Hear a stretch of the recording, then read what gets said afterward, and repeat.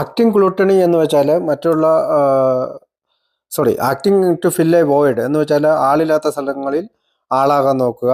Engaging in gluttony or lusting at the expense of another persons, അതായത് അത്യാർത്തിയും ആസക്തിയും മറ്റുള്ളവരുടെ ചെലവിൽ തീർക്കാൻ നോക്കുക. ലസ്റ്റിംഗ് എന്ന് പറഞ്ഞാൽ കാമം എന്നുള്ള അർത്ഥത്തിലും നമുക്ക് ഉപയോഗിക്കാം. ഇഗ്നോറിങ് അതേഴ്സ് നീഡ്സ്, മറ്റുള്ളവരുടെ ആവശ്യങ്ങൾ ഇഗ്നോർ ചെയ്യുക അല്ലെങ്കിൽ ശ്രദ്ധിക്കാതിരിക്കുക. ട്രൈങ് ടു കൺട്രോൾ അതേഴ്സ്, മറ്റുള്ളവരെ കൺട്രോൾ ചെയ്യാൻ ശ്രമിക്കുക. ഇതെല്ലാം സെൽഫ് സീക്കിങ്ങിൽ വരുന്നതാണ്. Getting revenge when I don't get what I want, എനിക്ക് എന്താണോ ആവശ്യമുള്ളത് അത് കിട്ടാതെ വരുമ്പോൾ ഞാൻ പ്രതികാരം ചെയ്യുക. ഹോൾഡിങ് എ റെസെൻമെൻറ്റ്, എനിക്കൊരു നീരസം കാത്തു സൂക്ഷിക്കുക.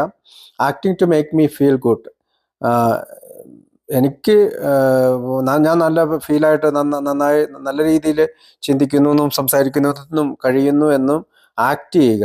അടുത്തത് ഫ്രൈറ്റൻഡ് എന്നാണ്. ഫ്രൈറ്റൻഡ് എന്ന് പറഞ്ഞാൽ നമുക്കറിയാം ഭയം എങ്ങനെയാണ്, ഭയപരവശനായ അല്ലെങ്കിൽ വരണ്ടെക്കുന്നത് എങ്ങനെയാണെന്നുള്ള രീതിയിലാണ് ഫ്രൈറ്റൻഡ് ഓഫ് എന്നാണ്. ഫ്രൈറ്റൻഡ് ഓഫ് എന്താണ് നമ്മൾ ഭയപ്പെടുന്നത്? പീപ്പിൾസ് ഒപ്പീനിയൻ, മറ്റുള്ള ആളുകളുടെ അഭിപ്രായം. റിജക്ഷൻ എന്ന് പറഞ്ഞാൽ പിന്തള്ളപ്പെടുക. അബോണ്ടമെന്റ് എന്ന് വെച്ചാൽ പരിത്യാഗം, കൈയൊഴിയൽ, മറ്റുള്ളവരെ നമ്മൾ കൈയൊഴിയുമോ എന്നുള്ള ഭയം. ലോൺലിനെസ്, ഏകാന്തത. ഫിസിക്കൽ ഇഞ്ചുറി, നമ്മുടെ ശാരീരികമായ എന്തെങ്കിലും അപകടം പറ്റുമോ എന്നുള്ള, അല്ലെങ്കിൽ നമ്മളെ അബ്യൂസ് ചെയ്യുമോ എന്നുള്ള ചിന്ത.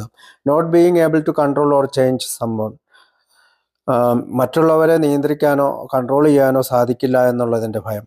മൈ ഇൻഫീരിയോറിറ്റി, എൻ്റെ അപകർഷതാബോധം.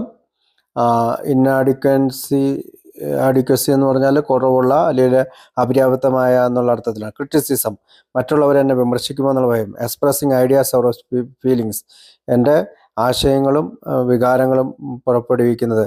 Getting trap ആവുന്നൊരവസ്ഥ. എക്സ്പോഷർ, തുറന്നു കാട്ടപ്പെടുമോ എന്നുള്ള അവസ്ഥ. എംബാരസ്മെൻറ്റ്, നാണക്കേടാകുമോ എന്നുള്ള, അല്ലെങ്കിൽ വരുമോ, എനിക്ക് പ്രശ്നമാകുമോ എന്നുള്ള അവസ്ഥ.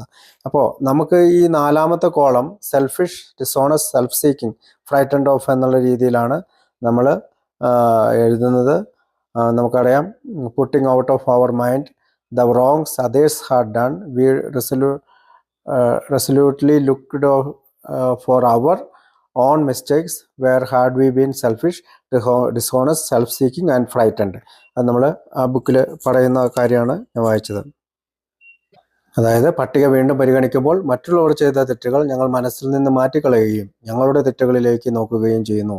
എവിടെയാണ് ഞങ്ങൾ സ്വാർത്ഥരും വഞ്ചകരും തൻ കാര്യം നോക്കുന്നവരും ഭീരുക്കളുമായത്? ഞങ്ങളുടെ മാത്രം കുറ്റം കൊണ്ടല്ലൊരവസ്ഥ ഉണ്ടായതെങ്കിൽ കൂടി അതിൽപ്പെട്ടയാളെ ഞങ്ങൾ പൂർണ്ണമായും ഒഴിവാക്കി.